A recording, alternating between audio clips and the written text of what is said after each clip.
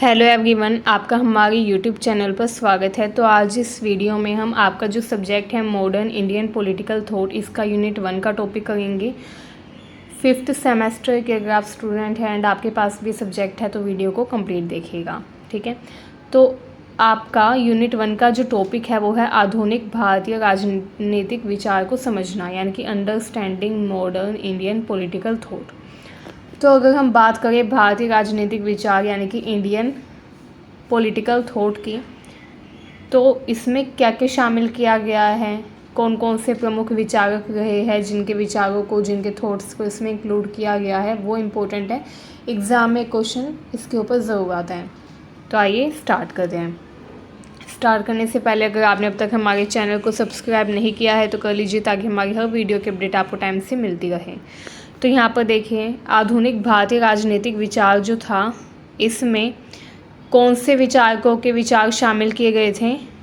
ऐसे विचारकों के विचार शामिल किए गए थे जो कि 19वीं सदी के समय से लेकर वर्तमान समय तक काफ़ी प्रसिद्ध हुए, जिनके विचारों ने राजनीति में एक बहुत ही अहम किरदार निभाया, ठीक है। तो ऐसे जो विचारक थे उनके विचारों को इसमें शामिल किया गया, यानी कि भारतीय राजनीतिक विचार, आधुनिक भारतीय राजनीतिक विचार जो है, इसमें उन विचारकों के विचारों को शामिल किया गया है जो कि 19वीं सदी से वर्तमान समय में काफ़ी प्रसिद्ध रहे, ठीक है, जिनके विचारों ने राजनीति के क्षेत्र में बहुत ही मुख्य योगदान दिया, ठीक है।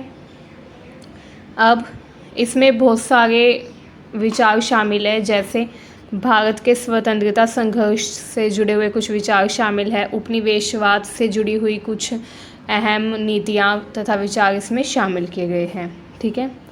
इसके अलावा लोकतंत्र से संबंधित विचार भी इसमें देखने को मिलते हैं। अगर हम देखें आधुनिक भारतीय राजनीतिक विचार के कुछ प्रमुख विषय, तो इसके कुछ प्रमुख विषय क्या क्या है। पहला है राष्ट्रवाद। राष्ट्रवाद का जो विचार है वो बहुत ही प्रमुख विचार है आधुनिक भारतीय राजनीति का, ठीक है। जब भारत ब्रिटिशर्स का गुलाम था तो उस समय राष्ट्रवाद का जो विचार था वो काफ़ी ज़्यादा प्रसिद्ध हुआ। बहुत सारे नेता हुए, बहुत सारे दार्शनिक हुए जिन्होंने राष्ट्रवाद के ऊपर अलग अलग विचार दिए। राष्ट्रवाद उस समय केंद्रीय विषय बन गया था, ठीक है। राष्ट्रवाद का जो विचार था, इसमें मुख्यतः उदारवादी, उग्रवादी तथा क्रांतिकारी दृष्टिकोण वाले विचार शामिल थे। सेकंड है सामाजिक सुधार। भारतीय राजनीतिक विचार जो वर्तमान समय में हमें देखने को मिलता है, इसमें सामाजिक सुधार से जुड़े हुए विचार भी शामिल हैं, ठीक है। जैसे जातिगत भेदभाव जो कि नहीं होना चाहिए, तो इसके ऊपर भी अलग अलग विचार हमें देखने को मिलते हैं। लैंगिक असमानता, आर्थिक विषमता तथा सामाजिक अन्याय को दूर करना, सोशल जस्टिस को बढ़ावा देना, इन सब विषय से जुड़े कुछ मुख्य विचार भी हमको आधुनिक भारतीय राजनीतिक विचार में देखने को मिलते हैं। थर्ड है धर्मनिरपेक्षता तथा सांप्रदायिकता। सांप्रदायिक जो दंगे होते हैं उनको कम करने के लिए भी काफ़ी राजनीतिक विचार हमें देखने को मिलते हैं भारतीय आधुनिक राजनीतिक विचारों में, ठीक है। ऐसे विचार जो कि धार्मिक विविधता को संतुलित करें, रिलीजियस डिस्क्रिमिनेशन यानी कि धार्मिक भेदभाव को कम करें, ठीक है, तथा धर्मनिरपेक्षता को बढ़ावा दें। तो ये कुछ मुख्य विषय हैं एंड इन विषयों से जुड़े जो विचार हैं उन्हीं को शामिल किया गया है आधुनिक भारतीय राजनीतिक विचारों में, ठीक है। तो आपके एग्ज़ाम में जब क्वेश्चन आएगा तो विषय भी पूछा जा सकता है कि आधुनिक भारतीय राजनीतिक विचार जो है इसमें कौन कौन से प्रमुख विषय हैं जिनको शामिल किया गया है। तो ये कुछ प्रमुख विषय है, ठीक है। इसके अलावा लोकतंत्र तथा शासन भी इसमें इंक्लूड है। लोकतंत्र व शासन से जुड़े हुए विचार भी हमें देखने को मिलते हैं कि कैसे लोकतांत्रिक प्रणाली की स्थापना हुई, कैसे इसको बरकरार रखा गया अब तक इतने सालों बाद भी, ठीक है। लोकतंत्र के बारे में बहुत सारे विचार हमें देखने को मिलते हैं जो कि अलग अलग नेताओं ने, अलग अलग दार्शनिकों ने दिए, ठीक है। जैसे एक बहुत ही पॉपुलर हमें थॉट देखने को मिलता है लोकतंत्र के बारे में, डेमोक्रेसी के बारे में, कि लोकतंत्र एक ऐसी शासन व्यवस्था है जो कि लोगों के लिए होती है एंड लोगों के द्वारा ही बनाई जाती है, ठीक है।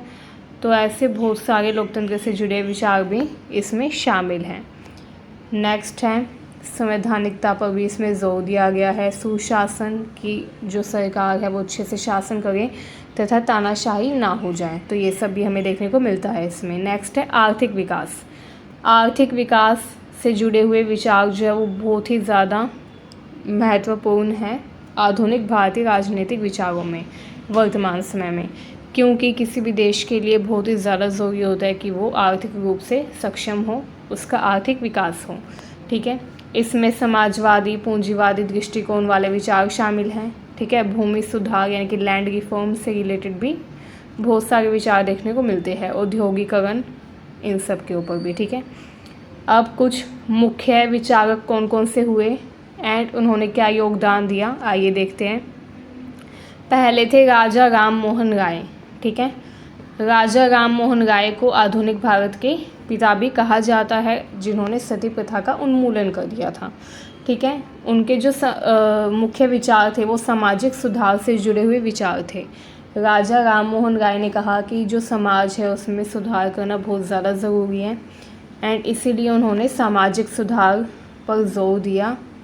उन्होंने शिक्षा तथा बुद्धिवाद को भी बढ़ावा दिया। उन्होंने शिक्षा की महत्वता पर भी जोर दिया कि शिक्षा बहुत ही ज़्यादा महत्वपूर्ण है हर व्यक्ति के लिए। इसके अलावा सती प्रथा के उन्मूलन में उनका बहुत बड़ा हाथ था। ठीक है, नेक्स्ट है दादा भाई नौरोजी। दादा भाई नौरोजी जो थे वो एक राष्ट्रवादी नेता थे, जिन्होंने ड्रेन थ्योरी दी थी।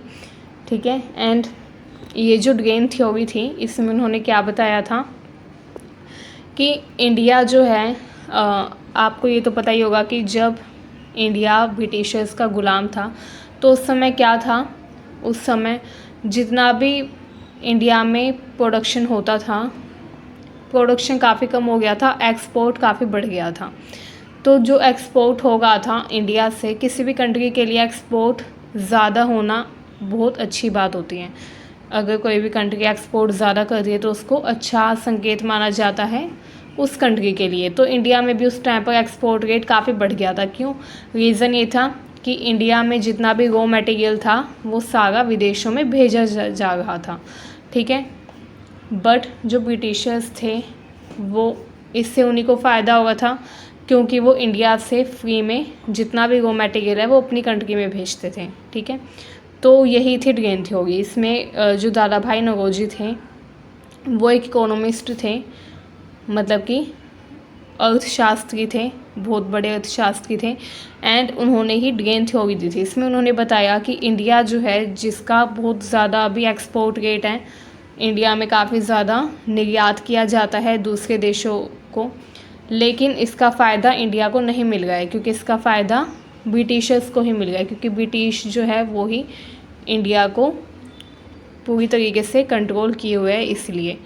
तो यही उन्होंने ड्रेन थ्योरी में बताया था एंड उन्होंने बताया था कि किस तरीके से अंग्रेज़ों के द्वारा भारत में आर्थिक शोषण होगा, इस पर भी उन्होंने प्रकाश डाला। ठीक है, तो आप इनके नाम लिख सकते हैं। नेक्स्ट है बाल गंगाधर तिलक, जो कि एक राष्ट्रवादी नेता थे तथा उन्होंने स्वराज को भी बढ़ावा दिया।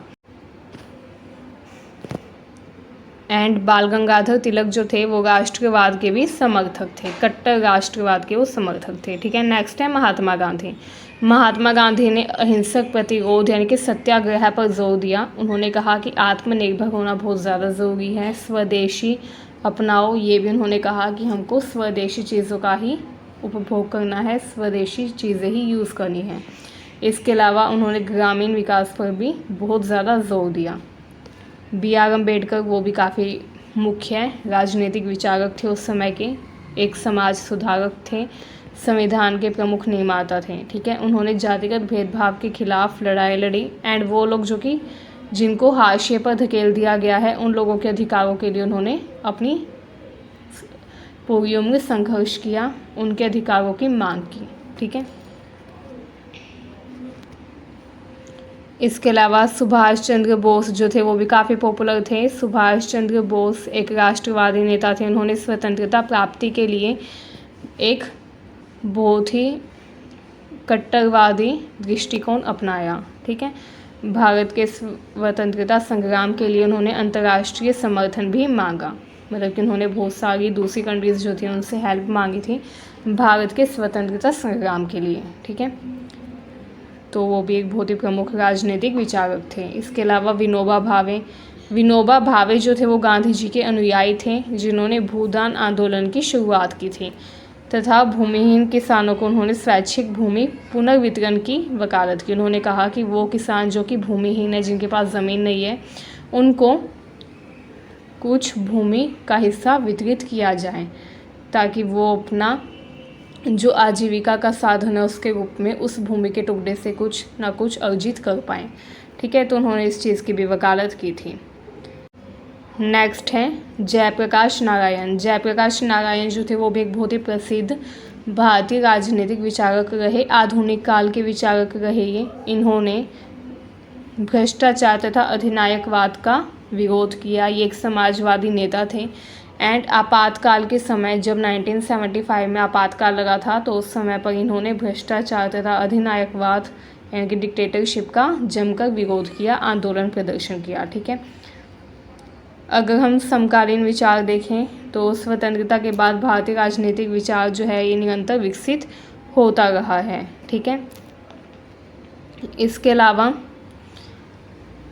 बहुत सारे नए विचार भी शामिल किए गए हैं आधुनिक भारतीय राजनीतिक विचार में, जैसे आर्थिक उदारीकरण, वैश्वीकरण, पर्यावरणीय स्थिरता, पहचान की राजनीति तथा विविधतापूर्ण लोकतांत्रिक समाज को बनाए रखने की चुनौती। इन सभी मुद्दों से जुड़े हुए विचार भी वर्तमान समय में जोड़े जा रहे हैं आधुनिक भारतीय राजनीतिक विचार में। ठीक है, तो आज के लिए बस इतना ही। मिलते हैं नेक्स्ट वीडियो में नेक्स्ट टॉपिक के साथ।